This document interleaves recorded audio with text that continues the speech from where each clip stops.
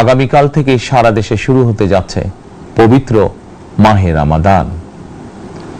আমি দেশবাসীকে পবিত্র মাহে রমাদানের শুভেচ্ছা জানাই।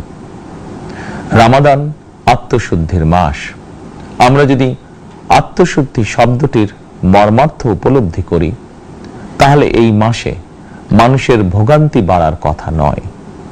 যদিও আমাদের অনেকের মধ্যেই এই মাসটিকে ঘিরে ব্যবসায় অধিক মুনাফা লাভের প্রবণতা লক্ষণীয়। আপনাদের প্রতি আমার বিনীত আহ্বান, রমাদানের পবিত্রতা রক্ষার্থে এই মাসটিকে আপনারা ব্যবসা মুনাফা লাভের মাস হিসাবে পরিগণিত করবেন না। দ্রব্যমূল্য যাতে সাধারণ মানুষের নাগালের বাইরে না যায়, এ ব্যাপারে ব্যবসায়ীরা দয়া করে সতর্ক থাকবেন।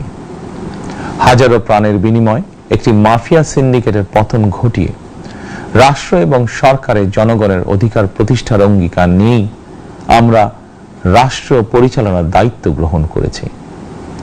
বিএনপি সরকার সকল ক্ষেত্রে অনাচার অনিয়মের সকল সিন্ডিকেট ভেঙে দিতে বদ্ধপরিকর ইনশাআল্লাহ।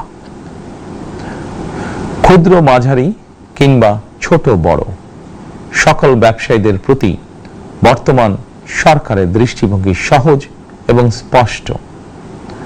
বর্তমান সরকার ব্যবসায়ী এবং ক্রেতা সাধারণ উভয় স্বার্থ রক্ষা করে প্রয়োজনীয় পদক্ষেপ গ্রহণ করতে চায়।